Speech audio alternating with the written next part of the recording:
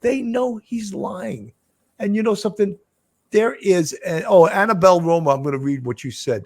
Annabelle Roma, he was seen leaving the complex at 0750 and returning at 0819. Her body was also seen when he returned. Why would he return with her to be visualized when he said he'd taken her to school? Annabelle, you know something? I find this to be unbelievable.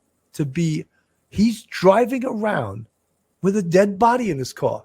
Like it's just, she's just sleeping. And video cameras catch her laying in his car and she does not look alive. She looks dead in the car. And then when he returns into the complex, there's a live security guard. I don't know how alive he was because he doesn't see a dead body in Stephan Sterns' passenger seat. And that was when I went back to get my clicker. The clicker. Oh, I forgot. It made no sense why he went back there. I have the in front of me. I have so trying to see if it's the right page. Yes, the case supplemental report, and this gives you a timeline that is just absolutely amazing.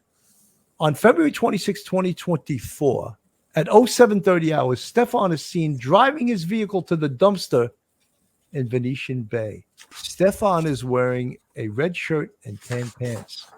Stephan exits the vehicle and throws away 2 large white trash bags. In the passenger seat of Stephan's vehicle is a white female wearing a green sweatshirt with her head slumped over to the left. The positioning of the female does not appear to be normal, and she doesn't move while Stephan is exiting or entering the vehicle. The female appears to be Madeline. On February 26, 2024, at 0810 hours, Stephan is driving north on John Young Parkway approaching Thacker Avenue. Madeline is still in the front passenger seat in the same position. On February 26, 2024, at 0819 hours, look how tight this timeline is. Stephan enters Venetian Bay and exits the rear of the complex at 0831 hours. Madeline is still in the front passenger seat in the same position. On February 26, 2024, all the same date, at 0901 hours, Stephan is driving north on International Drive and Central Florida Parkway. Madeline is still in the front passenger seat in the same position. This confirms that Stephan did not drop Madeline off at or near school, as he previously stated. On February 26, 2024, at 0935 hours, Stephan is driving into the parking garage of 9271 South John Young Parkway. This is the clincher. This is the home run. You cannot believe this. This is a grand slam. Backs his vehicle into a parking space by the stairs. Stephan exits his vehicle and walks toward the rear of his vehicle and opens the trunk. At 0941 hours, this is when Stephan is waiting in front of the vape store. I was waiting for them to open. Stephan exits his vehicle and walks towards the rear of his vehicle and opens the trunk. At 0941 hours, Stephan is seen placing Madeline, who is wearing a green sweatshirt and blue pants, in the trunk of his vehicle. Stephan then exits the parking garage. So he just threw Madeline into the trunk of his vehicle.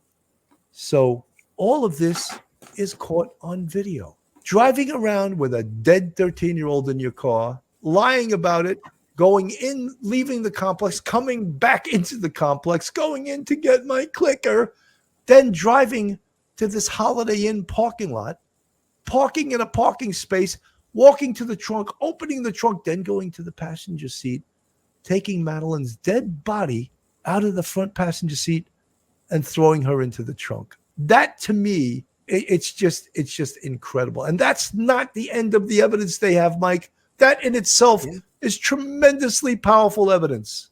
Bill, when I was going through all these 80 pages today, I spent hours going over this stuff and reading line for line.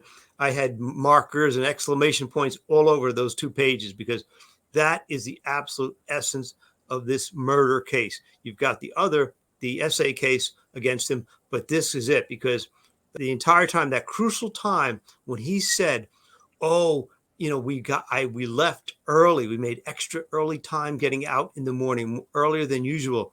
We had time to go to McDonald's. He's got to put it out there because he's got to give a reason why he was leaving earlier than normal, because Jennifer would take Madeline to school a little bit later than that. So that's super important. But at the time that he's telling the police this, they go back and they see this and like, it doesn't match up where you said you went to drop her off a block from the school. You didn't do that. You were someplace else totally. We got you. Look at all these timestamps we got and all the license plate readers and all the security cameras. We got it here. We know exactly where you were, where you're going, what direction you're going, at what time, and what you were doing. That part, as you say, that's the essence of this murder case against him, because that proves for sure, A, he was lying, and B, poor Maddie had already been deceased. And that's the sad part. But for prosecution, I hate to use the term grand slam or slam dunk, but that's it. That's it.